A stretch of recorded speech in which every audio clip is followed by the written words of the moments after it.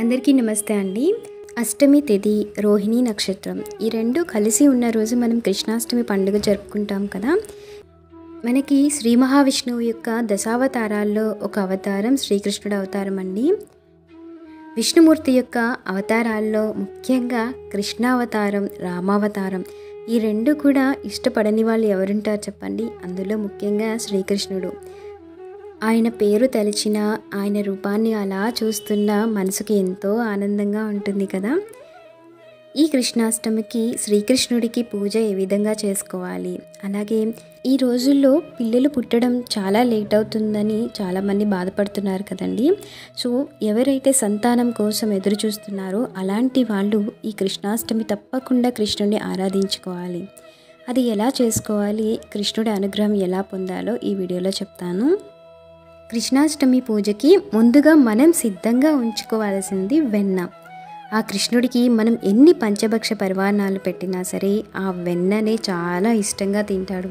అది మనందరికీ తెలుసు కదా. ఆ రోజు తప్పకుండా వెన్నని స్వామికి నైవేద్యంగా పెట్టాలి. అది మీరు ఇంట్లో పాలమీగడ ద్వారా చేసుకోవచ్చు, లేదంటే బయట అయినా కొనుక్కొచ్చి పెట్టండి. ఫ్రెష్గా తీసిన వెన్నని దానిపైన కొద్దిగా పంచదార వేసి నైవేద్యానికి సిద్ధంగా ఉంచుకోవాలి. అలాగే శ్రీకృష్ణుడికి ఎంతో ఇష్టమైన బంతిపూలు, మిగతా పువ్వులన్నీ కూడా పూజకి ఉపయోగిస్తాం, కానీ బంతిపూలు ఎక్కువగా మనం పూజకు ఉపయోగించాం కదా. కానీ కృష్ణ పరమాత్ముడికి బంతిపూలు అంటే ఇష్టమంట అండి. ఆ రోజు తప్పకుండా బంతిపూలతోనే స్వామిని పూజించాలి. అలాగే పూజ చేసుకోవడానికి శ్రీకృష్ణుడి ఫోటో కానీ విగ్రహం కానీ మన ఇంట్లో ఉండాలి కదండి. చాలామంది ఇంట్లో కృష్ణుడి విగ్రహాలు ఉంటాయి. అంటే ప్లాస్టర్ ఆఫ్ ప్యారిస్ కావచ్చు, లేదా ఇత్తడి విగ్రహం కావచ్చు, వెండి విగ్రహం కావచ్చు, ఏదైనా సరే ఆ కృష్ణాష్టమి రోజు మనం పూజ చేసుకోవచ్చు. ఒకవేళ కృష్ణుడికి సంబంధించిన విగ్రహాలు ఏవీ లేవు అనుకుంటే మీ ఇంట్లో ఉన్న విష్ణుమూర్తికో లేదా వెంకటేశ్వర స్వామికో ఆయన్నే శ్రీకృష్ణుడిగా భావించి పూజ చేసుకోవచ్చు. మీ దగ్గర గోమాత విగ్రహం ఉన్నట్లయితే అది కూడా పూజలో పెట్టుకోవచ్చు. అలాగే కనీసం ఒక్క తులసి దళమైన శ్రీకృష్ణుడికి ఆ రోజు సమర్పించాలి. పూజకి అన్నీ సిద్ధంగా ఉంచుకొని మీ దగ్గర విగ్రహం ఉన్నట్లయితే విగ్రహానికి షోడశోపచారాలతో పూజ చేస్తూ ఆ విగ్రహానికి అభిషేకం కూడా చేసుకోండి. పంచామృతంతో చేయలేకపోయినా కనీసం మంచి నీటిలో తులసి దళం వేసి ఆ నీటితో అభిషేకం చేస్తే చాలా మంచిది. ఒకవేళ మీ దగ్గర శ్రీకృష్ణుడి విగ్రహం లేదనుకోండి, అప్పుడు చిన్న పసుపుతో గౌరీదేవిని చేసి ఆ గౌరీదేవిలోకి శ్రీకృష్ణుని ఆవాహన చేసుకొని ఆ పసుపు ముద్దకి పూజ చేసుకోవచ్చు. లేదా కొంతమంది శ్రీకృష్ణుడి విగ్రహాలు షోకేస్లో పెట్టుకుంటారు కదండి. ప్లాస్టర్ ఆఫ్ ప్యారిస్ కానీ, పింగాణి కానీ, లేదా మార్బుల్ కానీ, ఇలాంటి వాటిని కూడా ఆ రోజు శుభ్రంగా కడిగి స్వామికి కొద్దిగా గంధం కుంకుమ బొట్టు పెట్టి మనం పూజా మందిరంలో పెట్టుకొని కృష్ణాష్టమి రోజు పూజించుకోవచ్చు. మీరు ఫోటోని కానీ, విగ్రహాన్ని కానీ, లేదా పసుపు గౌరమ్మని కానీ దేనిని పూజించాలనుకున్నా షోడశ ఉపచారాలతో పూజించాలి. పూజ మొదలు పెట్టేటప్పుడు దీపాన్ని వెలిగించి ఆచమనం చేసుకుని సంకల్పం చెప్పుకున్నాక ఈ 16 ఉపచారాలు శ్రీకృష్ణుడికి సమర్పించాలి. ఇప్పుడు నేను చాలా సింపుల్గా ఒక 16 ఉపచారాలు చెప్తానండి. వాటిని మీరు శ్రీకృష్ణుడికి సమర్పించి పూజ చేసుకోవచ్చు. ధ్యానం, ఆవాహనం, ఆసనం, పాద్యం, అర్ఘ్యం, ఆచమనీయం, వస్త్రం, యజ్ఞోపవీతం, గంధం, పుష్పం, ఆభరణం, ధూపం, దీపం, నైవేద్యం, మంగళహారతి, మంత్రపుష్పం, ఆత్మప్రదక్షిణ. వీటిలో మీరు సమర్పించడానికి ఏదైనా లేకపోతే పుష్పాలను సమర్పించవచ్చు. అలాగే ఆ రోజు శ్రీకృష్ణుడి అష్టోత్తరం చదువుకోవాలండి. కృష్ణుడి అష్టోత్తరం తెలియకపోతే విష్ణుమూర్తి అష్టోత్తరమైనా చదువుకోవచ్చు. కొన్ని తులసి దళాలు లేదా తులసి మాల తెచ్చుకొని దానిని చిన్న చిన్న దళాలుగా కట్ చేసుకొని ఆ దళాలతో ఒక్కొక్క నామాన్ని చదువుతూ 108 నామాలతో కృష్ణుడికి అష్టోత్తరం చేసుకోవాలి. అలాగే ఇంకా ఏమైనా కృష్ణుడి స్తోత్రాలు కూడా చదువుకోవచ్చండి. నైవేద్యంగా మీరు ఏదైనా వండిన నైవేద్యం పెట్టినా వెన్న మాత్రం తప్పకుండా పెట్టాలి. ఆ వెన్నని కొద్దిగా పైన పంచదార వేసి నైవేద్యంగా చూపించాలి.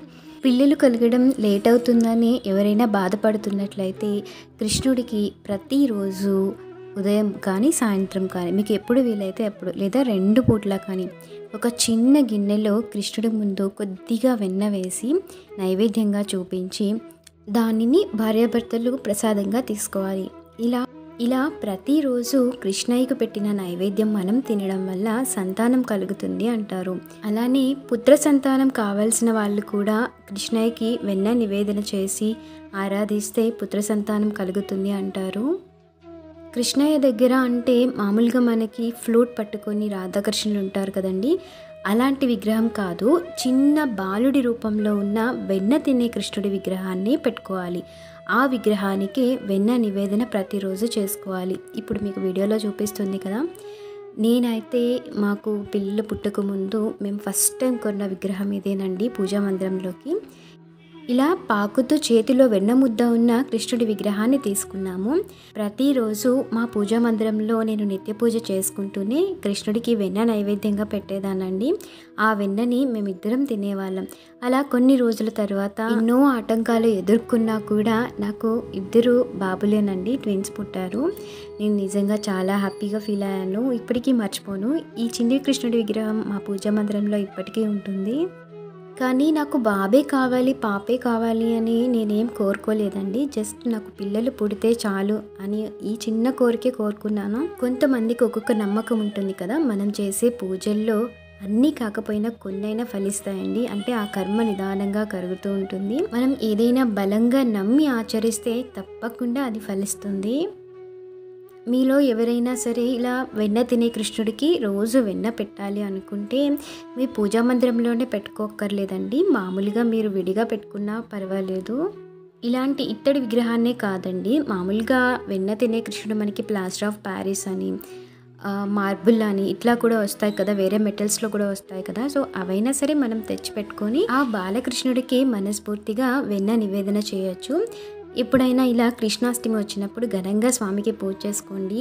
అంటే ఇంట్లోకి చిన్న పిల్లల పాదాలు వేస్తున్నట్లుగా ఆ పాదాలకి పసుపు కుంకుమ పువ్వులు పెట్టి పూజా మందిరం దగ్గర కూడా కృష్ణుడి పాదాలు వేసుకొని తులసి దళాలతో ఆ కృష్ణ పరమాత్మని పూజించాలి.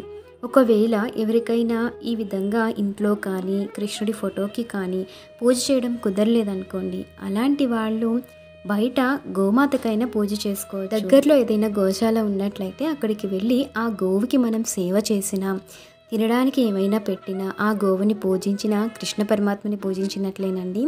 అంతేకాదు కృష్ణాష్టమి రోజు మీ ఇంటి దగ్గరలో ఏదైనా ఆవు ప్రసవించినట్లయితే ఆ ఆవు దగ్గర మీకు వీలైనన్ని ప్రదక్షిణలు చేసి మనస్ఫూర్తిగా ఆవుకి దండం పెట్టుకోండి. ఎందుకంటే అలా ప్రసవించిన ఆవు దగ్గర సాక్షాత్తు ఆ కృష్ణుడే ఉంటాడంట. ఈ కృష్ణాష్టమి రోజు ఇంట్లో ఉన్న మగపిల్లల్ని అస్సలు తిట్టకూడదంటండి. ఇంట్లోనే కాదు బయట అయినా సరే మగవారిని ఆ కృష్ణ పరమాత్మ ఆవహించి ఉంటారంటండి. అందుకని ఆ రోజు మగపిల్లల్ని అస్సలు తిట్టకండి. వాళ్ళలో కూడా ఆ కృష్ణుడిని చూసుకొని ప్రేమగా ఉండాలి.